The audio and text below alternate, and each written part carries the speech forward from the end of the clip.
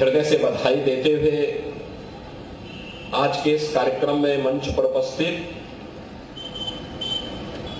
प्रदेश सरकार में समाज कल्याण विभाग के मंत्री श्री असीम अरुण जी, राज्य मंत्री श्री संजीव गौड़ जी, अध्यक्ष उत्तर प्रदेश अनुसूचित जाति जनजाति आयोग श्री बैजनाथ रावत जी,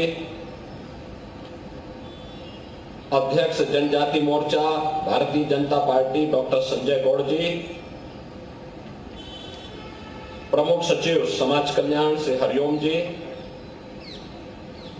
प्रमुख सचिव पर्यटन एवं संस्कृति श्री मुकेश मिश्राम जी,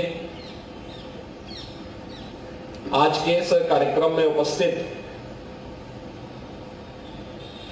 प्रदेश, देश और आज के इस कार्यक्रम में खास तौर पर जो विभिन्न हमारे पार्टनर कंट्री की ओर से भी और अन्य देश के विभिन्न भागों से भी यहाँ पर 26 जनपदों के 47 यानी विभिन्न जनपदों से आए हुए सभी उपस्थित बहनों और भाइयों, मैं सबसे पहले प्रदेश की राजधानी लखनऊ में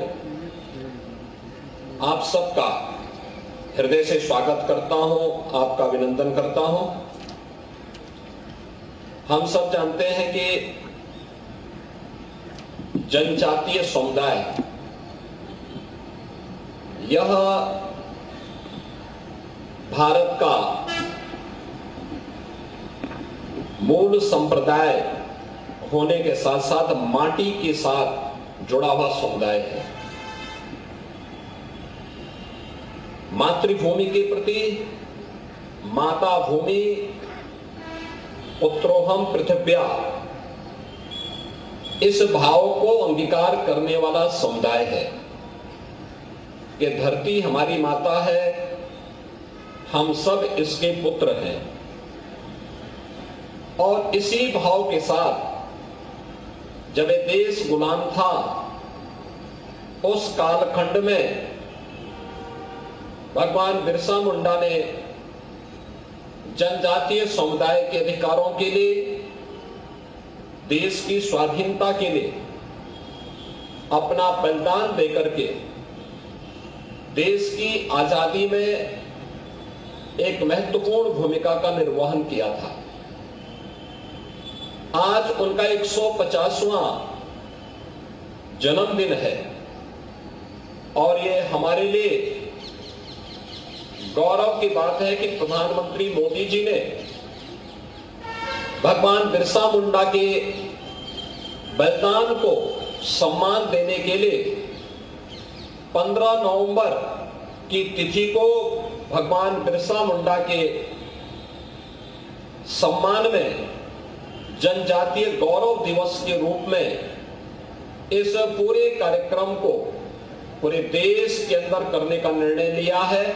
और उसी क्रम में आज प्रदेश से भी और देश के भी अलग अलग भागों से यहाँ पर जनजातीय समुदाय बड़ी संख्या में उपस्थित होकर के इस एग्जीबिशन के माध्यम से, इस प्रदर्शनी के माध्यम से, इस चलने वाले कार्यक्रमों में भागीदार बनेंगे। बहनों और भाइयों, धरती माता के प्रति सम्मान का भाव रखने वाला हमारा जनजातीय समुदाय, उसकी कला, उसकी परंपरा, उसके अंदर जो एक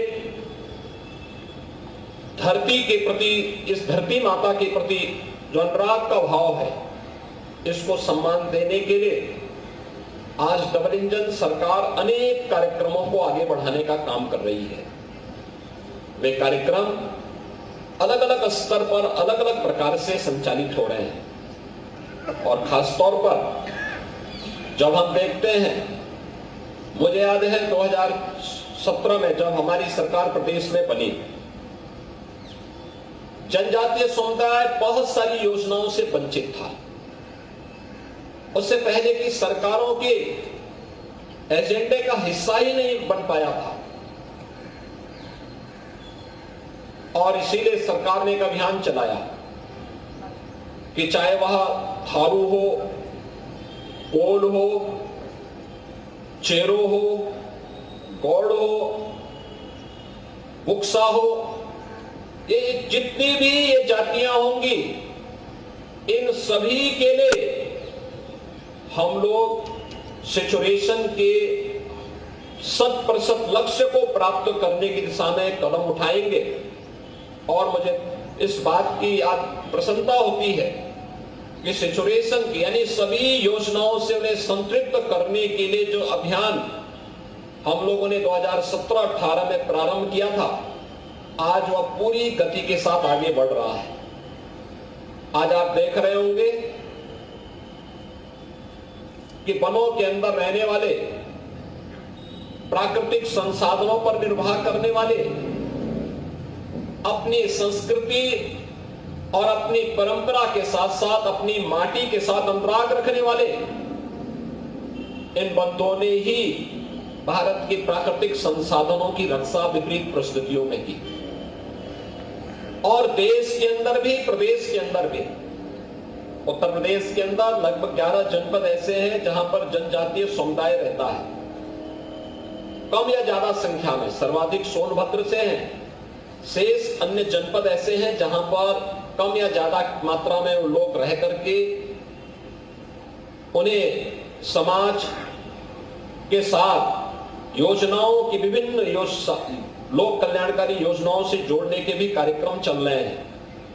आज उन्हें प्रधानमंत्री आवास मिल रहा है, हर घर शौचालय की योजना से आच्छादित किया जा रहा है, ग्रीन ईंधन के रूप में उन्हें एलपीजी के कनेक्शन दिए जा रहे हैं, वृद्धावस्था पेंशन या निराश्रित महिला पेंशन या दिव्यांगजन पेंशन से उन्हें आच्छादित किया जा रहा है। हर जरूरतमंद के पास अपना राशन कार्ड हो, हर जरूरतमंद के पास 5 लाख रुपए के स्वास्थ्य बीमा का एक कवर उसको प्राप्त होता हुआ दिखाई दे।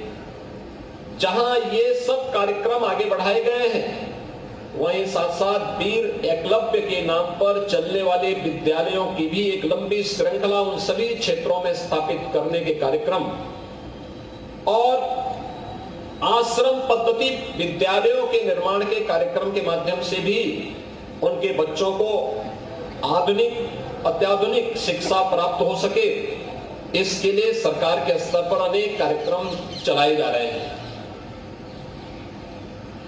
उन योजनाओं का परिणाम है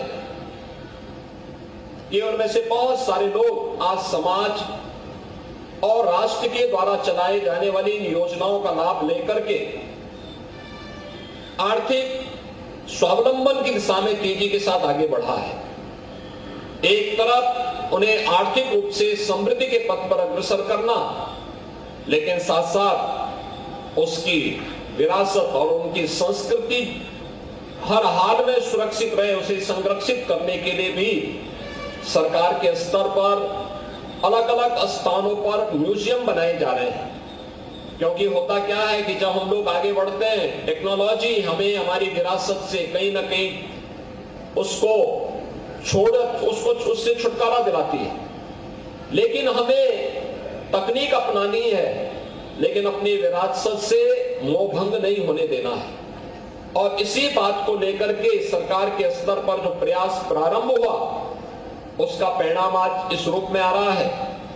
इमलिया कोडर जनपद बलरामपुर में एक भव्य म्यूजियम बना है, मुझे वहां जाने का अवसर प्राप्त हुआ। थारू जनजाति से जुड़े हुए लोग वहां पर उस म्यूजियम के माध्यम से जनजातीय समुदाय की जुड़ी हुई संस्कृति, उनकी परंपरा, प्राचीन काल से उनकी क्या क्या पद्धतियां रही हैं, इन सबको वहां देख सकते हैं। बहुत अच्छा म्यूजियम वहां पे बना हुआ है। संस्कृति विभाग ने समाज कल्याण विभाग के साथ मिलकर के उसको आगे बढ़ाया है। ऐसे ही सोनभद्र में भी आज एक म्यूजियम का निर्माण, और भी अन्य जनपदों में इस कार्यक्रम को आगे बढ़ाने का कार्यक्रम सरकार युद्ध स्तर पर डबल इंजन की सरकार इसको बनाने का काम कर रही है। बुक्सा जनजाति बिजनौर में रह रही है, उनके लिए भी शासन की योजनाएं वहां तक पहुंच जाए। और मुझे बताते हुए प्रसन्नता है कि आज जहां सोनभद्र में आश्रम पद्धति विद्यालय का जो लगभग 48 करोड़ रुपए की लागत से बना है, जहां उसका लोकार्पण का कार्यक्रम आज संपन्न हुआ है, वहीं साथ साथ बिजनौर के बुक्सा जनजाति से जुड़े हुए लोगों को भी योजनाओं से आच्छादित करने का जो क्रम हम लोगों ने महामहिम राष्ट्रपति जी के आगमन के दौरान प्रारंभ किया था, आज वह अपने लक्ष्यों को प्राप्त कर रहा है। हर हाल में बिना भेदभाव के शासन की योजना का लाभ समाज के हर तबके को प्राप्त हो, यह किसी भी सरकार की एक प्राथमिकता होनी चाहिए। और प्रधानमंत्री मोदी जी ने इन्हीं भावों के साथ इस देश के अंदर देशवासियों को एक मंत्र दिया था, और वो मंत्र दिया था सबका साथ और सबके विकास का।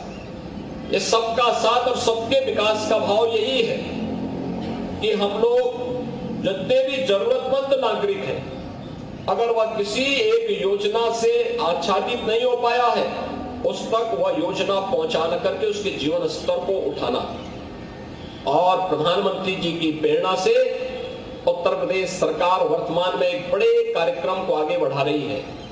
जीरो पॉवर्टी के लक्ष्य को प्राप्त करने के लिए आज हम लोगों ने तय किया है कि जनजातीय समुदाय हो, अनुसूचित जाति से जुड़े हुए समुदाय हो, अति पिछड़ी या पिछड़ी जाति से या अन्य नागरिक जो भी अब तक शासन की विभिन्न योजनाओं से अगर अभी भी वंचित है, उस तक हम उन योजनाओं को पहुंचा करके जीरो पॉवर्टी के लक्ष्य को प्राप्त करेंगे। यानी गरीबी को सर्वथा मुक्त करने के ऐसे समाज की व्यवस्था के लिए हम कार्य कर रहे हैं, और मुझे लगता है कि बहुत शीघ्र इसके परिणाम हम सबके सामने आएंगे। आज का ये दिवस हम सबको एक नई प्रेरणा दे रहा है। अगले कुछ समय तक यह कार्यक्रम यहाँ पर 15 से लेकर के 20 नवंबर तक 6 दिवसीय जो अंतर्राष्ट्रीय जनजाति भागीदारी जो दिवस है, यह इस अवसर पर यहाँ पर आज संचालित होगा। इसमें मुझे जानकर के प्रसन्नता है कि 22 राज्यों के कलाकार इस पूरे अभियान के साथ यहाँ पे जुड़ेंगे, और साथ साथ स्लोवाकिया एवं वियतनाम के कलाकार भी इसमें भागीदार बने हैं। मुझे पूरा विश्वास है कि इन सभी के माध्यम से हमें जनजातीय समुदाय को देखने और उन्हें आगे बढ़ने का एक अवसर प्राप्त होगा। मैं आज के इस अवसर पर जब भगवान बिरसा मुंडा की पावन जयंती को जनजातीय गौरव दिवस के रूप में हम आयोजित कर रहे हैं, इस अवसर पर अपने पूरे जनजातीय समुदाय को, पूरे प्रदेश वासियों को मैं इस अवसर पर एक बार फिर से हृदय से बधाई देता हूं, और भगवान बिरसा मुंडा के उन आदर्शों से हम प्रेरणा प्राप्त करके एक भारत श्रेष्ठ भारत के निर्माण में अपना योगदान दे पाएंगे। इस विश्वास के साथ आप सबके प्रति मैं अपनी शुभकामनाएं देता हूं। धन्यवाद। जय हिंद। बहुत धन्यवाद माननीय मुख्यमंत्री जी अपने प्रेरणादायक आशीर्वचनों के लिए। तो मुख्यमंत्री योगी आदित्यनाथ का संबोधन आप सुन रहे थे, जिन्होंने बताया कि कैसे गरीब परिवारों को लाभ मिल रहा है, जो योजनाएं हैं वो जन जन तक पहुंच रही हैं। थोड़ा जल्दी करेंगे। फिलहाल ये मंच की तस्वीरें आप देख रहे हैं। महान आदिवासी नेता बिरसा मुंडा की जयंती के मौके पर एक खास कार्यक्रम का आयोजन किया गया। सीएम योगी ने भी उन्हें नमन किया, उनके संघर्षों का जिक्र किया।